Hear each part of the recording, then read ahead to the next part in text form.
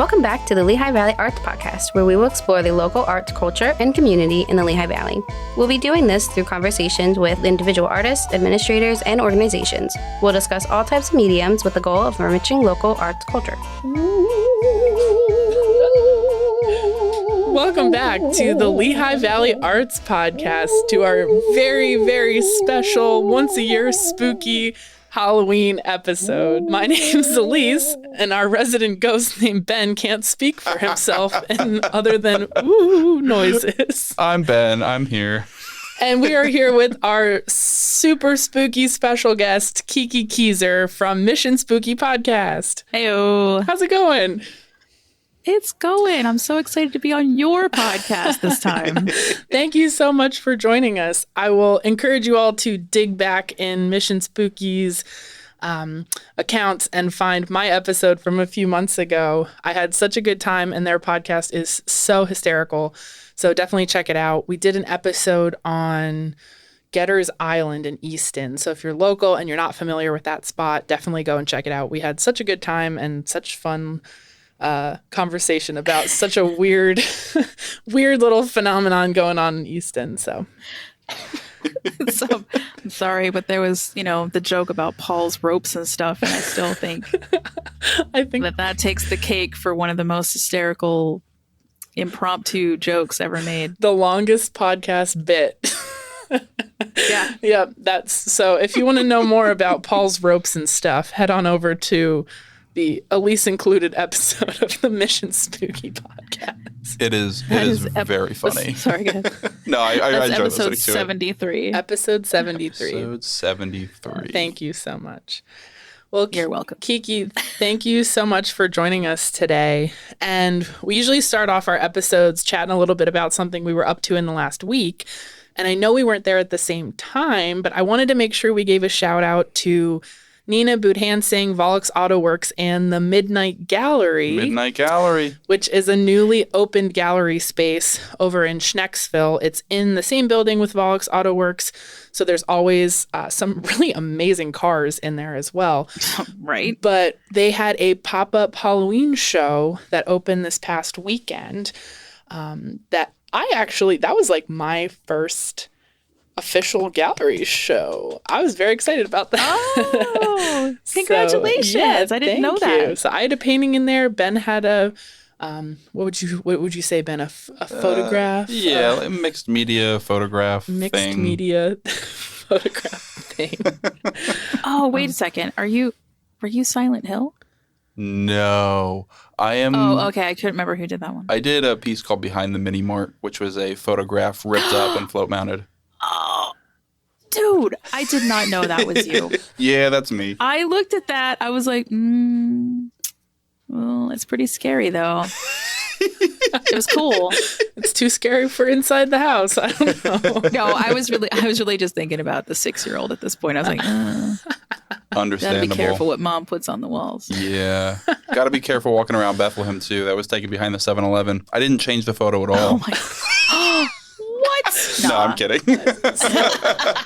Well, for a minute, I was like, the only thing if you had told me Philly, I would have told you that you were 100% correct. And I've seen some things, man. I feel like I need to give Ben a little bit of space here to talk about why exactly that piece came together and our podcast's relationship to 7-Eleven.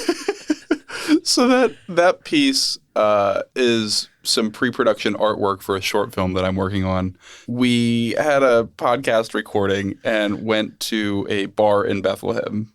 And then as we were leaving that bar, there was this hooded figure standing on the corner of the street. And we walked by and he just like jolts up and he's like, "Oh, hey guys." And we're like, what the hell is going on right now? We're like, hi, all right, well, bye. We're going to keep walking now. But then we get to the end of the next block and he's there again. And he does the exact same thing. And we go like 3 more blocks up. And every time we're walking past this guy, we have absolutely no idea how he's getting ahead of us, positioned, and somehow not out of breath by the time that we get to him to do the exact same thing over and over and over again. All that because we were going to 7-Eleven to grab Slurpees. So I feel like you may have had a paranormal experience. It I'm just very gonna go on a limb easily here. could have been. Yeah, that's not normal, Ben. Like, just so you know, people don't usually get ahead of you that quickly without you seeing them do it. The in person, he did not have the same face that I made the picture have. Very true feeling of fear in a very artistic way. Great job, Ben. Yes. Yes. Shout out to my brother who is the model in that piece as well. I texted him at like 11 o'clock on a Tuesday night, and I'm like, hey, you want to go to 7-Eleven in Bethlehem? He's like, why? And I'm like, I need to take your picture. So then he comes at like 2 a.m. Look like complete weirdos just standing outside the back of the 7-Eleven. Nothing good happens in an alley. Nothing good happens at 7-Eleven after 11 p.m. We'll leave it at that. Gosh. We all have that one sibling, though, that we can always count on. Oh, yeah. Oh, yeah. Yeah. Yeah, that is totally my brother. I asked my little sister if she, well, the youngest of the little sisters, if she'd be interested in going to a paranormal event with me, so to speak. It's at a restaurant. She goes, yep. I said, yeah, I didn't tell you what. I don't care. Do we eat? Well, yeah, they're gonna. Okay, that's fine. Okay. Good to know. As long as there's food, she's in. The energy that we need out of our siblings. Yeah. I think. Yeah. So Midnight Gallery was pretty cool. Got to see your artwork for the first time, Elise. Thank you. In person. I've seen it on Instagram, but you know. Yeah, huge congratulations to Nina, who feel free to scroll back on our podcast list. She was the third episode of the Lehigh Valley Arts podcast to ever exist. Really awesome gallery space, really just great group of artists, really fun, really well put together. So congratulations, Nina. Congratulations, Midnight Gallery, and definitely make it out there to check them out. Totally. And Nina was also I believe the first guest to help guest host this. That's true.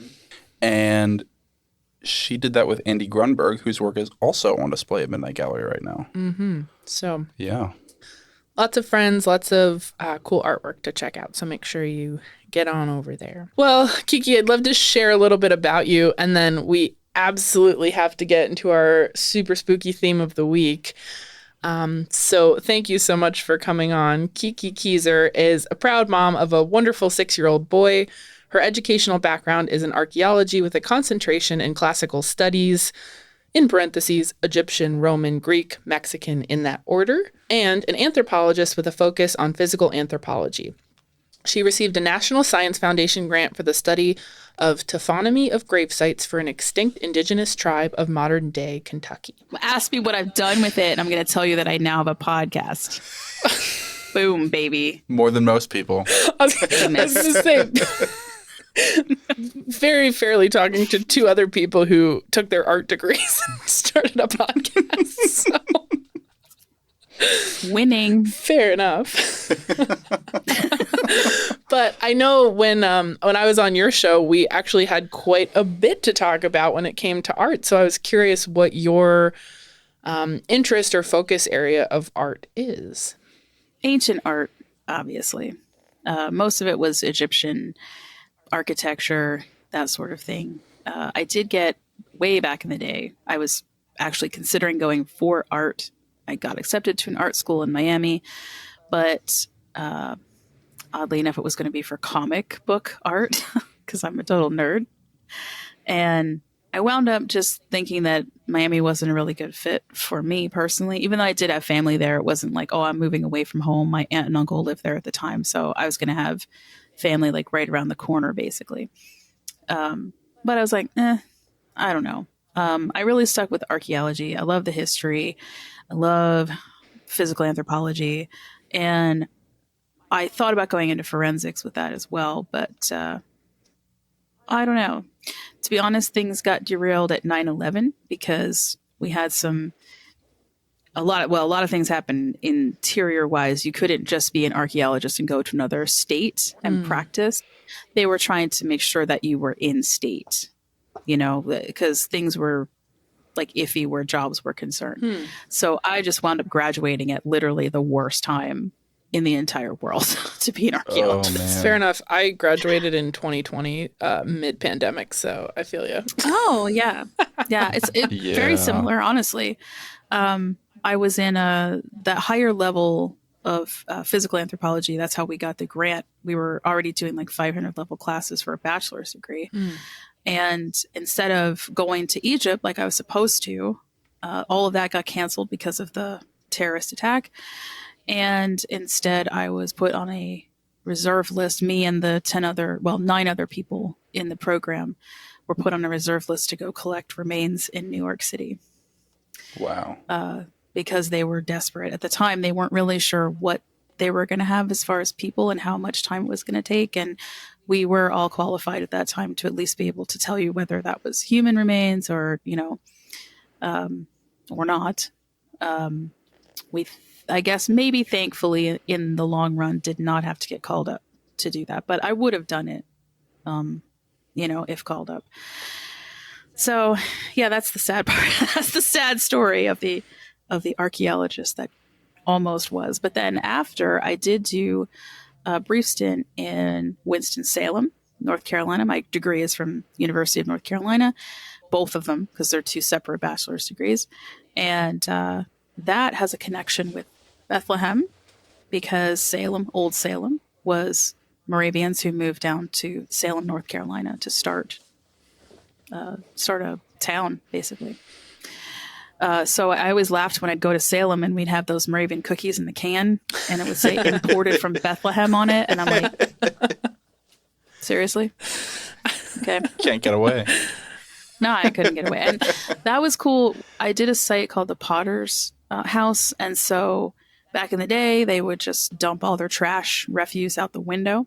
And we knew where the window was. And so my area was sifting through all of that refuse, basically, and seeing what we could find. And that was really cool because it was animal remains, like chicken, cow, pork, you're like things that they would have eaten. And broken cups and broken pottery. And it was just kind of neat to see, what people used to do with their trash. And, now we're looking at it going, oh, look at that. That came from England. That little tiny piece of pottery right there. That's Blue Delft. That's pretty cool. I was just having a conversation with someone about those cookies the other day, because I don't think I realized until into my adulthood that not everyone had those cookies growing up. And that was like a holiday staple in my house. So we were talking about, I was like, yeah, those thin cookies. And they're like, what are you talking about? I was like, the thin cookies. The Christmas ones. They're like, no. Molasses gingerbread, thin wafer one. Yeah, come on, man. But yeah, it just turned out I embarrassed myself, so it's fine. But that's super cool. I'm so curious, is out of all of the things that you had the opportunity to use your degree with, when it comes to anthropology, was that one of your favorite spots that you got to dig up stuff? Well, it has to be, because unfortunately it was the only place I ever got to dig up stuff, to be quite honest. It was that was actually part of my field school. So I wasn't even getting paid to do that. I had to pay to do that. That's the best part. But it was a lot of fun and very educational. And I did wind up volunteering after for a while at that site in Old Salem. Again, volunteering, so not getting paid. But it was fun, though, because everything that we had dug up was in the lab, and then you're getting to, really examine it and mark it and see what it really was. There was a thing that we could have sworn was a gun. It was so rusted and so covered in stuff, and we knew that the Department of Transportation had been through several times in this area, and so that meant that it got covered over a couple of times, especially when they were trying to build the road beside it. And so we thought, oh my God, did someone throw a gun away? What if there's an unsolved case? Look, anthropologist minds, archaeologist minds, we're right to the mystery. We're like, did someone murder someone and then bury this? Guess what it was? It was a very rusty horseshoe. Yeah, so that's the only time I ever actually got to dig. And yeah, it sucked. I wanted to do more, but it was just nothing was open. So then, of course, when it became open, I already had like the quote new career, which was working at Borders Books as a manager.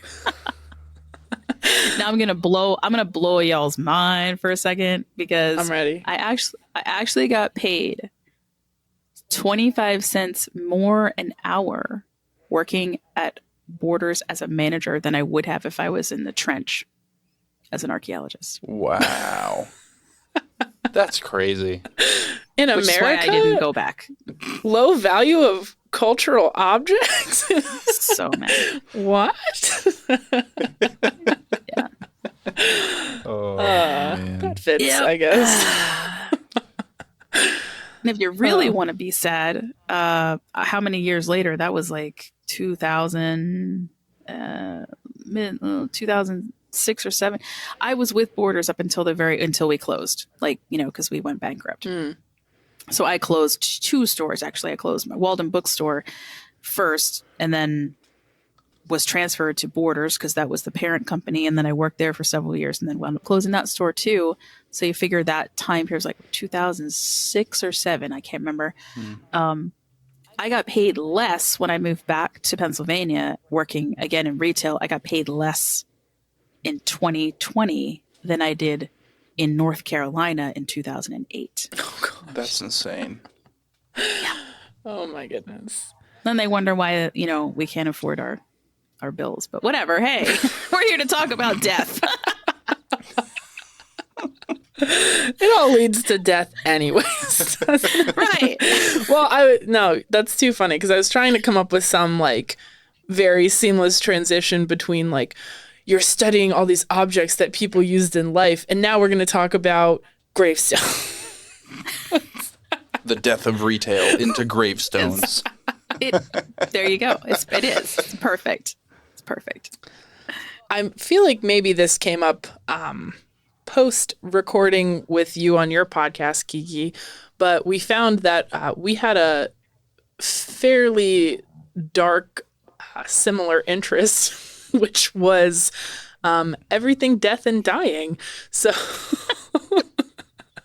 so of course that transitioned to let's do an arts podcast episode about historic art, specifically gravestones, graveyards, and cemeteries. Hey, look, if there's one constant, we all die. So, yeah. It's true. And it's perfect because I had absolutely no specific knowledge about your educational background. So as soon as I read your bio, I was like, oh shit, she's going to talk circles around me because I spent the last 3 days doing all this research about graveyards and cemeteries. This woman has a degree in skeletons. It's all right. I only know how to kill you and how to bury you without getting caught. Oh, That's okay. not really that. Yeah, it's not really that important to Usually, the actual gravestones. Usually that statement isn't prefaced by "don't worry," but I'll try not to worry. There you go. That's your little physical anthropology joke that we always say. Don't worry, it's fine. The archaeology joke, I have to tell you this because it's so funny. The archaeology joke was that the first day of class, literal first day of class, where there's like maybe 50 students, and my professor, love him to death, Dr. Souls, he says, just so you know, everybody, this is a very like important class about archaeology. X does not mark the spot.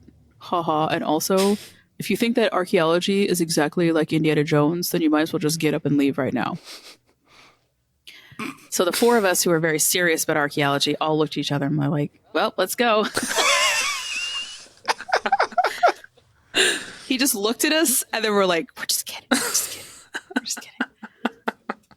You'd be amazed at how many students didn't show up the next time to class. I believe it. I feel like there's a version of that in every like college class. I started school for hospitality, and they're like, if you're not really serious about hotels, then get up and leave right now. And I was like, should I leave? All right, I'm out. Like, okay, I just need to make some money. I imagine with that Indiana Jones statement, like one of the four of you is like wearing an Indiana Jones cap, and then as soon as you said that, they're like, quick, knock it off and act like nothing's wrong. There was actually a guy, oh man, I can't remember his name, but there was a guy who had a fedora, but he wasn't wearing it that day, so that's pretty funny. Just rips it off angrily. Like, God damn. Like, take that off, take it off. Well, Kiki, where would you like to start with our discussion of all things death and dying? I feel like we've got so many fun things to share and put out there in the world. Oh, goodness. So, I could regale you with the oldest known grave sites. I like that. Kind of a good jumping off point. I like that. Because they've changed a little bit since some newer discoveries have been made. So, the historical area of the Levant is the oldest site, Middle Paleolithic, 120,000 years ago. If you can wrap your brain around that one. 'Cause sometimes I can't. I'm like, what? That is so old. Older than me, JC, just in case he listens to it, because he's constantly telling me how old I am. The other grave sites in the order from oldest to youngest is Kenya, Israel, Alaska, Germany, which also has the oldest surviving cemetery at Gross Frendenwald, and then Greece and Pakistan. I'm surprised Greece is so high up on the list. Yeah, I guess it. Kenya had one single child that was buried, and it still counts as like a grave site, right? Because we're not talking like cemeteries, Right? Sure. So yet, so that one, I'm pretty sure it's Kenya. Yeah, it has to be because it's definitely not Pakistan. Yeah, Kenya has like I think the child was only 3 years old, and it was the first time that we were seeing someone laid out in what we would consider like the traditional layout of someone on their back with their hands crossed, kind of thing. In doing a lot of this research, it was interesting, kind of trying to, for my own purposes, find distinctions between like grave site, burial site, graveyard, cemetery, churchyard. Like there's so many different words that are used kind of like interchangeably. But I think it's interesting, especially with like the early kind of burials, like you mentioned, the child in Kenya, like it's this idea of a burial ground or a burial space that's like super intentional, which I know in art history, we talk a lot about like creating intentional space is like the indication of the first layers of a society being built. And I think about that a lot with art history, but I don't know that people really think about it a lot with like burial sites. It's kind of interesting because it indicates this notion of like someone is going to stay there if they're putting all of this energy and time and space into like burying someone. Right. Or at least it's a very familiar site. God, I'm having an issue talking today. Familiar site. So if you're a nomadic tribe, for example, there's some caves that people were using to bury their dead in, but they might not stay in that area, but it's definitely a site that they're going to recognize time and time again. So it's kind of interesting because there's no permanency there, but yet it is permanent because the cave doesn't change. Right. I do have separate information talking about the difference between things. There's also the oldest surviving carved headstone. Very specific. Because this is the headstone that we're used to seeing, right? The upright, not necessarily in the ground level. And that is the Miles Standish Burial Ground in Massachusetts. Wow. And the oldest one belongs to Captain Jonathan Alden from 1697. And that cemetery is also on the National Register of Historic Places, and that just got placed on there in 2015. I shouldn't be that surprised because we live in Pennsylvania and I see gravestones at churches all over town that say like early 1700s, mid 1700s, but it's so interesting. Like the oldest surviving gravestone of the like style we're used to seeing is in Massachusetts. How weird. So I didn't focus at all on how these things are made because, as I said, that's the historical part of me. I'm looking at the history of everything. But so how the heck do they do it? Oh, no, you're good. Do you know? So there's, I kind of know, but I was trying to approach this as like a lot of gravestones are made the way that like outdoor sculpture is made, especially really traditional outdoor sculpture. They're blocks that are cut out of whatever stone. It could be, I think in Pennsylvania a lot, they end up being like limestone because it's like readily available. But whatever kind of stone they're carved from that, there's been many different ways that they've been etched or created over the years. I think in most recent years, it's gone to like laser cutting. But there's like cutting with pneumatic drills, which are used in stone sculpture a lot. Water jet cutting or like engraving. There's like special engraving tools that are used for stones. But yeah, I think limestone is like a really popular for older gravestones in Pennsylvania.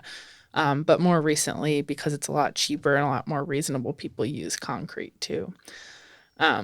But it's kind of interesting. Like, so I live up the street from Niskey Hill Cemetery, which is here in Bethlehem. And there is an insane amount of grave sites and gravestones from different time periods. They're all in different styles. They're some of like the most strange, bizarre shapes, sizes of gravestones that I've ever seen. I think the address is Church Street, but it's right in like historic Bethlehem. And it's a really interesting location. It's like on kind of this slope that heads down towards the riverbank that goes behind Bethlehem Steel. So when there's no leaves on the trees up on the hill, you can see like the back of Bethlehem Steel really well. It's a really cool location and like this weird juxtaposition between like death and industry. It's very like artistic. Okay, so that one I know I haven't been to that one then. Yeah, there's a cannon. There is, there's a cannon gravestone. That one's kind of interesting. Like full size too. It's kind of crazy. Yeah, Civil War cannon. There's quite a few, and I'm not sure if it's because I really struggled to find very much information about it because the record keeping on the cemetery is really difficult. So I don't want to speak too much out of turn. But it was originally founded in the 1860s as a Moravian cemetery, which is why there are so many flat gravestones. A lot of the times, like, gravestones fall over, so people assume that, like, when you see gravestones laying on the ground, it's, like, one that's fallen over. But Moravians actually made their gravestones flat, like, lay flat on the ground because it was supposed to symbolize that even in death, everyone is equal, because there was a lot of emphasis in Moravian religion and spirituality and culture on, like, communal and equality. So there's a lot of stones like that, but then over the years, the cemetery was adapted to be not just Moravian. So there's even, there's a word for it, but I can't think of it. Basically gravestones that are pre-written out for people who haven't died yet. So there are people living right now who will be buried alongside Moravians from 200 or 300 years ago. It's really fascinating and just a super cool cemetery. Yeah. So did they call it God's Acre up here? So God's Acre is another cemetery that's a little bit more interior to historic Bethlehem. That's on in the central Moravian church area. Gotcha. And that one is strictly a Moravian cemetery, and it was like an urban cemetery. So they had like the confines of it within this city parameter and filled it up. And now it's like a historic site that you can visit still. And it's really quite beautiful and very peaceful, but sometimes misleading because it looks from a distance looks like a park until you get close, and then you see all of the gravestones and they're all flat against the ground. Yeah. You'd said something really interesting to me before that I'd love to hear both of your thoughts on, but limestone being used. And I mean, limestone with rain tends to erode very quickly. So I'd be curious what kind of lost history there may be due to the erosion of these gravestones being made out of limestone. That's an interesting question. I'm like, that's a really good looking question. Well, I'm sure a lot of the draw for like using limestone is in Pennsylvania is readily available, so it's fairly cheap. It's fairly soft in terms of like something someone would use to sculpt with. Oh yeah. So it's easy to like engrave into. But if you see like limestone gravestones now, they're kind of white. They're like, and they look dirty, obviously, because they're very weathered. But they lose like over time with the weathering. They lose that kind of like bluish, greenish, like limestone color and become like white. But I think, there's a lot of like the readability of the text on the stones is probably where that like lost history piece comes in. Yeah, I'd also be curious to hear like how long on average it would take a limestone gravehead to get to the point where it's no longer readable. Yeah, I'm not sure. I mean, there's really, really old ones in Pennsylvania that are still super cool, kind of readable. I know that there was one, it's called Peach Bottom Slate. Supposedly like the nicest slate in the entire world at one point. People begged Pennsylvania to send the stuff to them. Wow.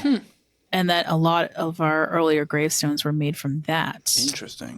1785 is when that quarry opened, and then by the 1840s they were shipping it all over the place. So, and then I love when these names always pop up, and you're just like, so we sent a lot back to England, and one of the places is in North Wales, which we also know that there's a North Wales here in Pennsylvania, not too far outside Philadelphia. Yeah. So interesting. Yeah, I just happened to notice that name. I was like, oh, that's, connection. Yeah, absolutely. That's super cool. And I'm sure like there's being the like slate belt, rust belt kind of region, there's probably a lot of gravestones in Pennsylvania made of tons of different kinds of stone and rock, because if it wasn't readily available here, like you could get it from somewhere not too far away, I'm sure. So whenever anybody talks about stone, I always, as being interested in the paranormal, I think about the stone tape theory, which suggests that energy, residual energies from like historic events might be actually recorded inside stone, which is where we get a residual haunting from, because it's not like it's an intelligent ghost. It's just replaying history. It's kind of an interesting theory, but then I'm just like, we make gravestones out of, gravestone, stone. Yeah. Because one of the things that I'm always like, but are graves haunted? I mean, who's going to hang out like, if I'm a ghost and I have a choice, I'm not going to hang out at my burial. I'm going to go scare someone somewhere else. That's just me. Yeah. Right. Yeah, that's interesting, because I think this concept of like cemeteries and grave sites are more for the living than they are for the dead. But if you do subscribe to this like theory of energy being continually trapped in this cyclical pattern in stone in a cemetery, then it's rife with spirits and ghosts, I'm sure, because everything's made out of stone and rocks. That's why I was like, is it the stone itself, or what if the stone was right? Like someone postulated about like, well, Gettysburg, for example, being a tremendous battle and all these terrible things happening. What if somebody takes stone from there and then like makes a gravestone out of it? And are you translating some of that history to another part of the country, like a what if scenario? It doesn't necessarily have to be like the person. It could be something else, which makes me just sort of interested when I study. This is like for me, it's like folklore history. You study these quote hauntings of graveyards, and it's always, it always seems like it's someone not attached to the site itself. Mm-hmm. So I have a theory that, well, if the stone tape theory is correct, then maybe the stone was quarried somewhere where something terrible happened. And if you agree with that, or you think it's even possible, then maybe that event or someone from that event is just being replayed over and over again somewhere else. This is the kind of crap that I think about at 3:00 in the morning. Fair enough. I hate that I'm going to compare it to that because I've only read the first book and then watched some of the show, which I personally don't particularly like, but Outlander, if you're familiar. I haven't watched that at all, and I wanted to. There's so many things to watch. It's not my favorite thing I've ever watched, but I was in a working scenario a couple years ago where a lot of the people I was working with watched it, and I watched it. But it is centered around this theme of like these standing stones that have trapped residual energy, so much so that you can travel back in time by touching the stones. So kind of this like connection to Scottish Highlander time period to 1940s Scotland. So it was kind of interesting, and I think kind of falls along that theme of like something even like Stonehenge or stones that are used in innocuous like spiritual ways just to represent, because they have this energy that's drawn to them, or they draw this type of energy or hold this type of energy. But that's kind of the concept like behind that show, among a million other things. But that's like the central plot theme.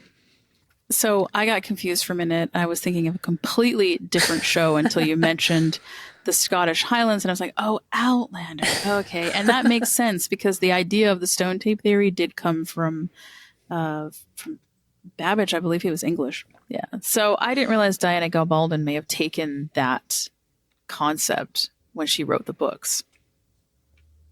I did not read the books, and I did not watch the show, but I work for Borders. Extraneous book information. I like that idea that maybe it's the gravestones that hold all of the spooky energy surrounding like a cemetery. Right. Yeah. Because it's like, that's what we've done it to ourselves. Right. It's a self-inflicted haunted place right in the center of town. Congratulations, humans. You played yourself. It's like Jumanji all over again. Yes. Pretty much. But yeah, I think it's funny because we were talking about this a little bit before we started recording, but there's different types of cemeteries and like how they come to be. And we have like that very like Paleolithic idea of just like we have to bury someone for the sake of burying them because they're dead, up through this period of time where like we're talking about this cemetery up the street from where I live currently in 2022. That's basically a gorgeous park, but is filled with gravesites. So it's interesting. Like, I think this formation of like it's a public place now. Like, it's somewhere where you can go and spend time if you'd like to.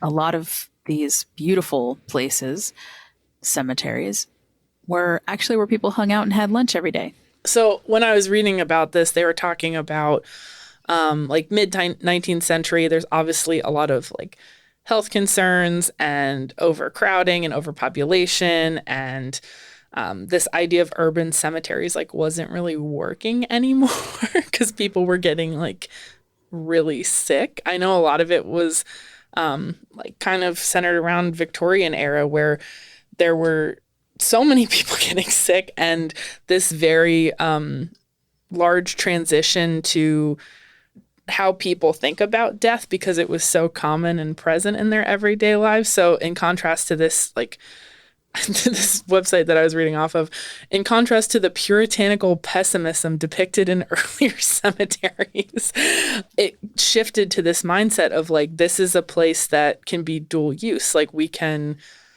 use it as a park or like a setting for celebrating people's lives as opposed to like pure mourning, which I think is cool. And I think where a lot of the like artwork comes into play in terms of like what's in a cemetery. Now I can bridge that gap for you. You said puritanical.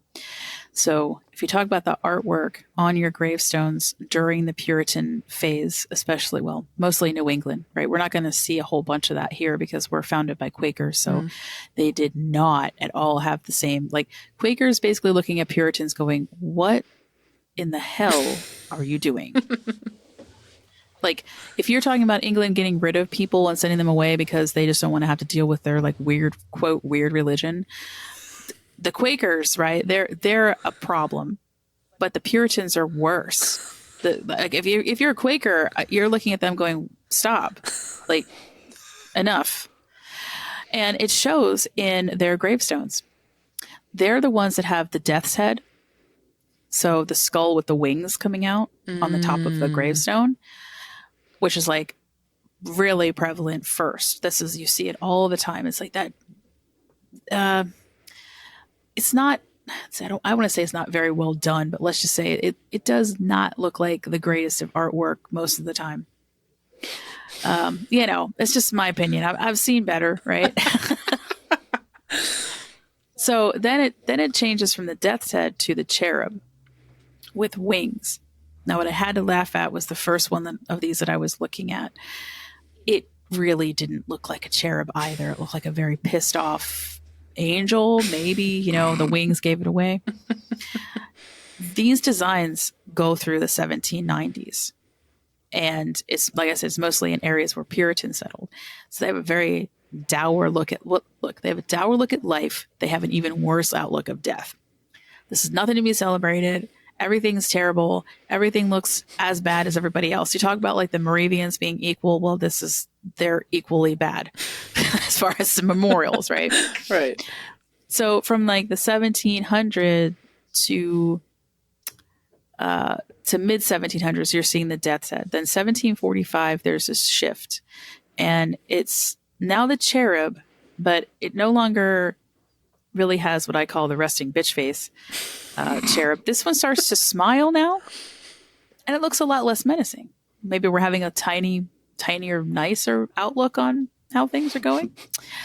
But then by 1790, you don't see it anymore, and you see more of a Greek symbol with an urn and a willow. So that's, and anthropologists will say that you're seeing a waning of Orthodox Puritanism. So they're shifting away from that total sadness and misery, and the artwork is actually showing that. I then wanted to talk about one of the biggest shifts that you see, and the most interesting one, I think, in all the things that we've done. Well, there's some modern ones that are pretty cool, but me with my archaeology, I'm a huge fan of the Egyptian revival in art and architecture that we see in the 20s and the 30s. And you see it in gravestones. And this ties in with what you were talking about as far as the cemetery being the park.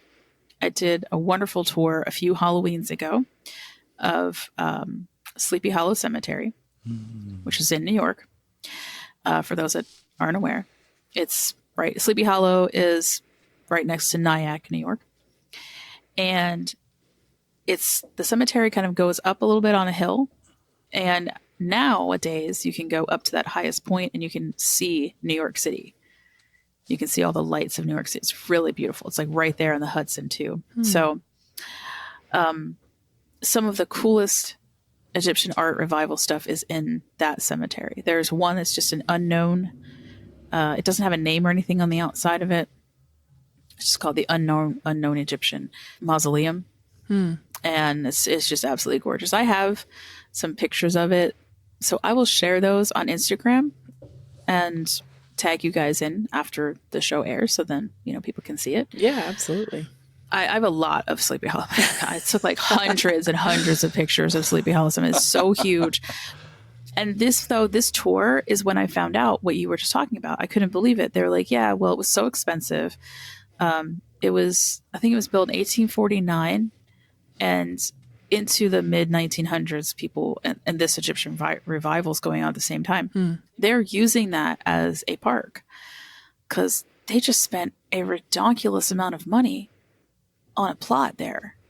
So they're not going to let that go to waste. And if they're not dead, they're going to use that as a picnic area.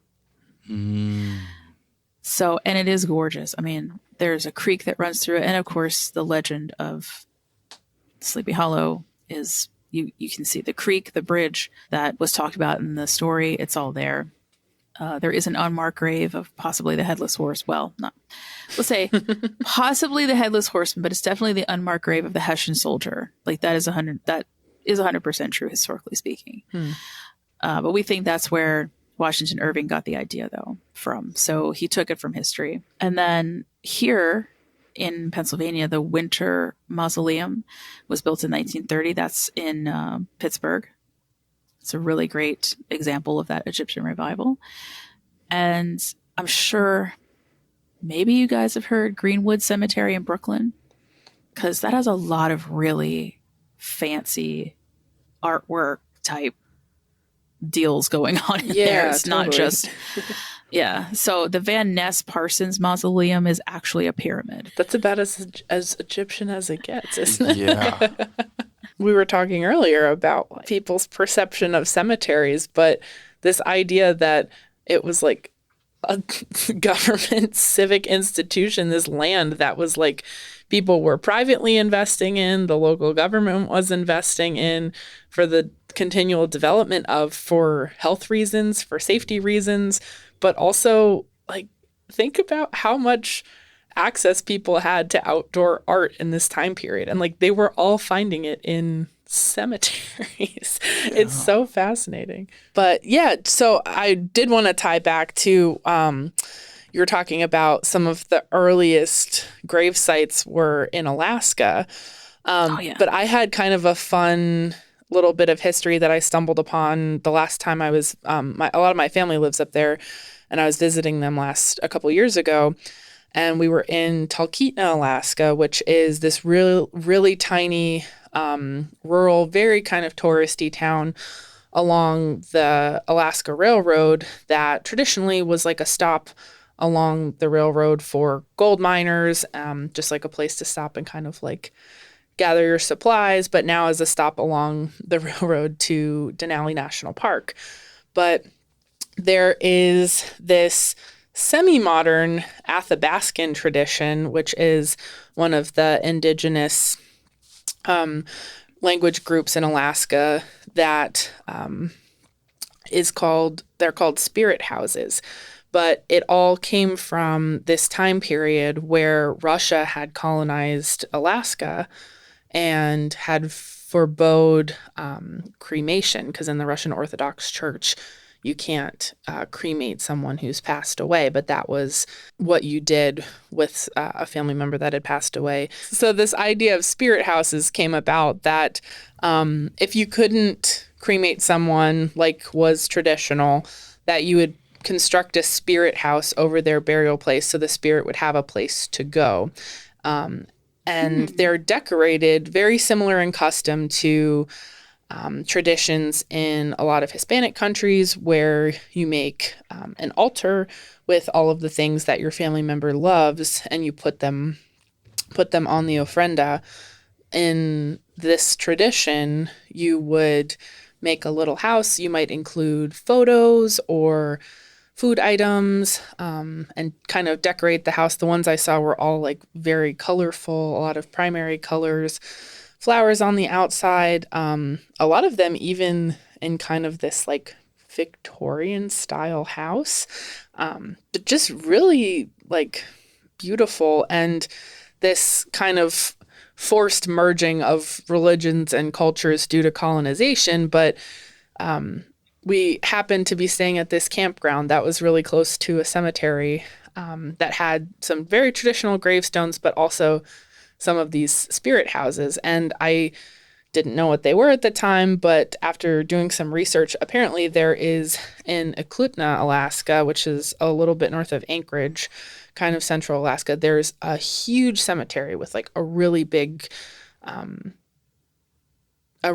collection of these spirit houses. So that's, I think, one of my favorite like things that is created post-death, because it's so like individualized to the person, like a lot of gravestones are, but there isn't a lot of effort, it sounds like, to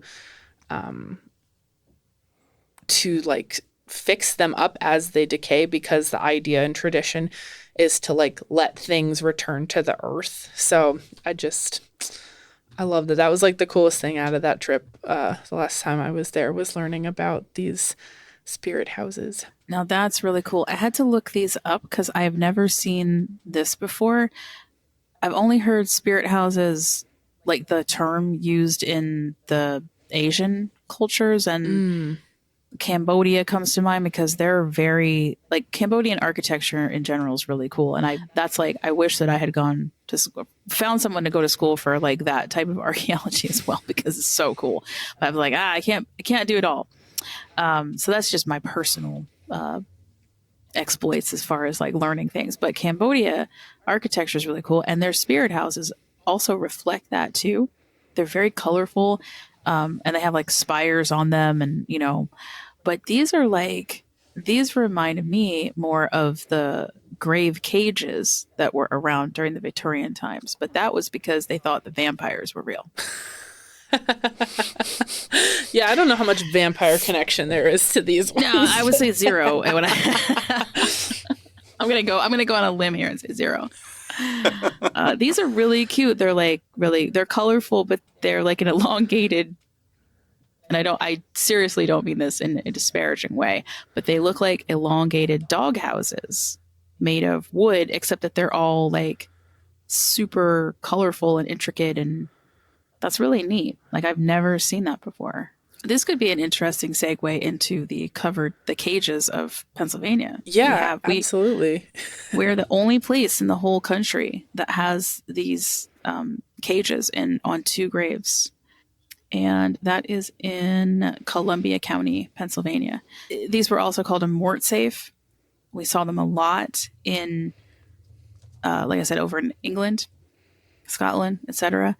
They would have like a cage made of iron or metal over top of your grave site. More commonly, it was just a giant slab of concrete or some kind of giant slab of rock that we put over your grave. And here in Pennsylvania, a lot of people said that, oh, this is because of vampirism. They were afraid that these girls were vampires. It was a very tragic story. It was, sister and sister-in-law, they both died shortly after giving birth. And it had nothing to do with vampires at all. We are actually going to be talking more about resurrectionists in December. But there was a rash of resurrectionism going on in Ohio, which is not far away from Catawissa, Pennsylvania, where these are located. And so sort of come to the conclusion that this is because someone was trying to steal the bodies. Wow. That's crazy. For science. Yeah. So it started here with this story, and then we kind of branched out and realized that, well, yeah, the person... But she did a great job of kind of figuring this all out and realizing that there was a rash of resurrectionists, people who were stealing bodies for the scientific community, that was going on not too far over the border. A family member found out about the possibility and then spent the extra money to have these cages put over top of the girls' graves. So that would have been even more tragic if this one resurrectionist we're going to talk about, though, he was kind of crazy, and he stole a famous body. Oh. You'll have to listen to the episode. Sounds good. In December. But yeah, that's so crazy. They're like, oh, vampires. I'm like, it's not vampires, guys. I promise you. Well, I had to look up a picture of these because you were like, oh, there's only 2 in Pennsylvania. And I was thinking, that's kind of strange because do you know or have any information on like, this is a cage that covers the entirety of the top of the grave. But I've seen a lot in Pennsylvania, the ones that kind of go around the outside of the grave and have like a cement footer on the end of it. So it almost looks like a bed, I guess. Like the gravestone is the headboard and then there's this caged part and then a cement footer. But I don't know if that differs from the mort safes that you're talking about. Yeah, it does, because the mort safe was something that was designed to go completely around it. So I know what you're talking about. It's more like a little fence almost around it. This was, I'm sure that there was probably either some deterrence involved for the same reasons, but these are the only 2 cages like this actually in the United States. Wow, that's crazy. Yeah, they're very, very individual, and they do look Victorian if you look at them. They have a very like Victorian look to them. It turns out that the family did have ties to the steel company. Oh, in the area. Then there's oh my God, this is so stupid. The Erie, Pennsylvania gravesite, another mausoleum. They called it the Vampire Crypt because it had a V over top of it, is what they said. As if you would advertise, I'm a vampire. And that one's real though, right? I mean, it's a real real vampire. It's a real crypt. It's a real vampire, right? Come get me. That's Dracula himself. They're playing extreme mind games. They're like, yeah, if we say that we are vampires, nobody's going to believe us because they're going to say, why would vampires do that? Well, that's exactly where vampires want to be, is in a mausoleum in Erie, Pennsylvania. People, listen, this is where legend and folklore study like comes into play, because this thing had a mind of its own, and all of a sudden people in the area started saying that it was a guy buried in there. He was from Transylvania. Look, there's a V above the crypts. If you look at the photograph, though, you can kind of see that it's actually flowers, leaves, and, it's like acanthus leaves in a tulip. It's not a damn V. It's just stupid. And so when I originally aired this last year, I was like, this time last year, I'm like, guys, you know how long it took me to figure out how wrong this was? Like literally 10 minutes of internet research. I'm not even joking. It was so bad. Oh my gosh. Because cemeteries have records online. Mm-hmm. And if all the people are deceased and there's no other, connection, they'll usually put like, the family information can go up there because there's no connections to any living individuals. So there's no reason for anonymity. I was like, oh, I get it. Yeah.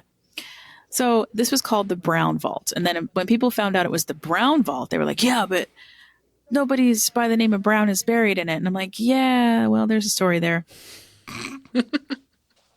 Yep. There's 7 individuals buried in there. They're from the Goodrich family. You can cross-reference that with the names in Erie, and you can find out that Gertrude Brown was the only surviving child of George Goodrich. She got married. She changes her last name. But it's one of those situations where the mausoleum was not carved with a name on the outside because at the time he had other living family members, and he wasn't sure if they were going to be Goodriches or Browns buried in there. Ah, I see. Right. So it gets called the Brown Vault by the cemetery because she's the one who winds up owning it. And unfortunately, the rest of her family dies before she does. So you're left with this kind of like, well, who's actually buried in it, but it's the Goodrich family that wound up getting buried in it. And so she just decided never to have the name put on the outside. And I don't even think that she wound up, if I remember correctly, she's not even buried in there. She was buried with her husband then. Right. Because he had right. So why? Yeah. Because he had a different plot in another part of Pennsylvania. Yeah, that makes sense. Right. Because no one's buried in there because there's a vampire buried in there. Yeah. Okay. I'm going to go down to Paul's ropes and stuff after this. I'll see you there. I'm sure he also sells steaks too. We can steaks, garlic, ropes, and stuff. He's expanding. Thanks, Paul. You're a real one. Well, I thought in true podcast crossover spirit, we could end, no pun intended. We could end with the most, what's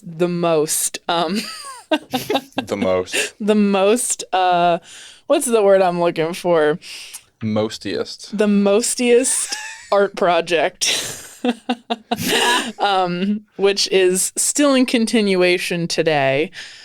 But there is this fantabulous quote that was pulled from a book Andy Warhol wrote titled America in 1985, reading, "I never understood why when you died, you didn't just vanish and everything could just keep going on the way it was. Only you just wouldn't be there. I always thought I'd like my own tombstone to be blank. No epitaph and no name. Well, actually, I'd like it to say Figment." End quote.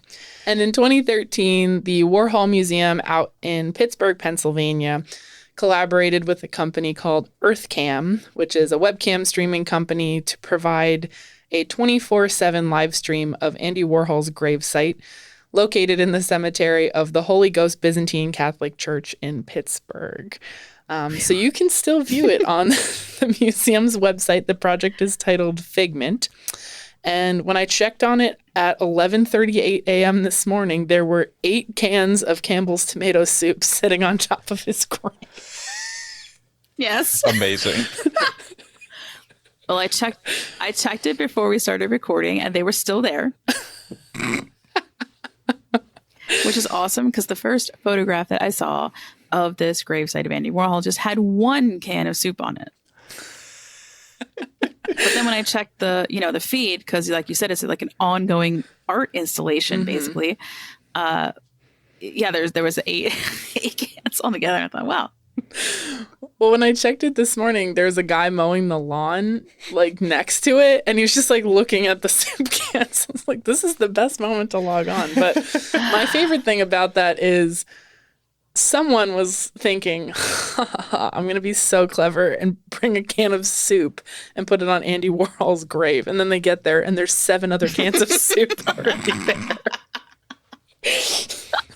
Because that's anyone's point of like contact with Andy Warhol in any format is just Campbell's soup can. So it really just all boils down to the fault of art education in our public school system. But you can view it online. The Warhol Museum is amazing, and it still runs on their website, so you can check it out on there. It's titled Figment. Nice. So if you're going to end on the mostiest, artiest death installation, then I have to end on the craziest burial that there is here in Pennsylvania. At least that's how I feel about it. Absolutely. Because I had a lot of questions when I first read it, and then those questions were thankfully answered. Because there is a man named George E. Swanson, and he was a sergeant in the U.S. Army during World War II, survived it, came home. He was laid to rest in 1994. On his gravestone, you'll see a picture of his 1984 Corvette. And yes, ladies and gentlemen, he was buried in it. Oh my gosh. He had been married before, so I believe the wife's ashes, his first wife's ashes, were in an urn. He was placed in an urn as well. And front seat, right? And his surviving wife, they had talked about this and she was okay with it. And he bought up several plots in a row so that he could bury the whole car. I feel like that's just a waste of a 1984 Corvette. Just going to say it. While they put in Engelbert Humperdinck's song Release Me playing on the cassette tape inside the car. And then by crane, lowered him in there. What was this man's name? He is George E. Swanson. Oh, George. Yeah. What were you thinking? And it's Brush Creek Cemetery near Irwin, Pennsylvania. And it was his second wife, Carolyn, that made sure that everything was taken care of for him. So apparently she will be like, the headstone was pre-done and just had to be filled in with his death date. So this whole thing was all ready to go, because if you look at it, it does say George E, and then it has the death birth, and it says Geraldine, his first wife, and then there is a space that says Carolyn birthday, and then her. I don't think she's passed away. I don't know though. Lots happened in the last few years, so she's either also buried there or she will be buried there. So good old Carolyn, man. She really carried that torch all the way through. God love her. She did a good job. And since this is Halloween, I also just honorable mention, we have the Shark Tombstone that's in Pittsburgh, and that is the shark from Jaws on a tombstone. Oh my gosh. It's amazing.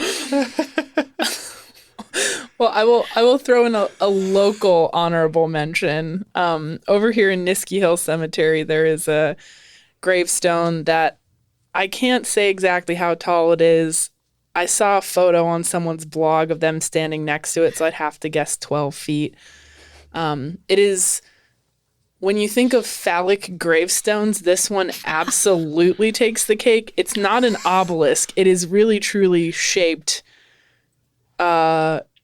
rounded is how I will put it.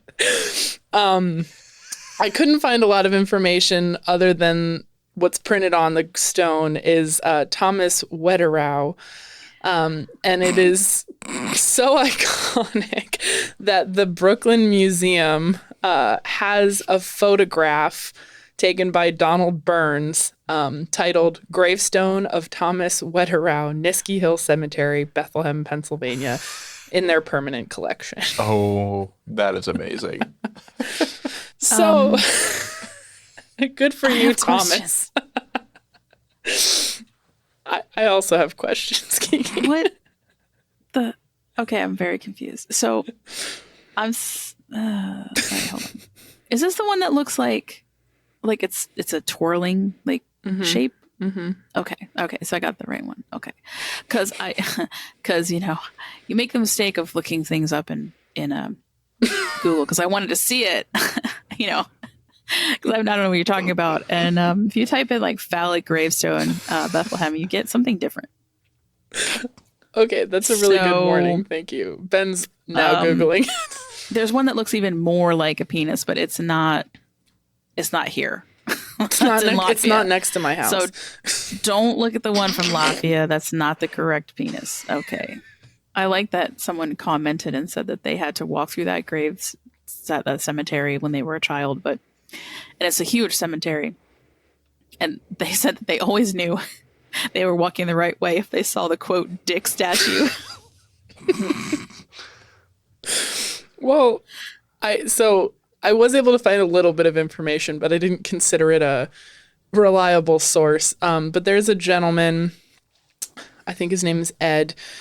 Yep, Ed, who has a blog called The Cemetery Traveler, where he recounts his experiences with all things cemeterial, as quoted in his blog bio, and traveled to Niskey Hill with a group of friends.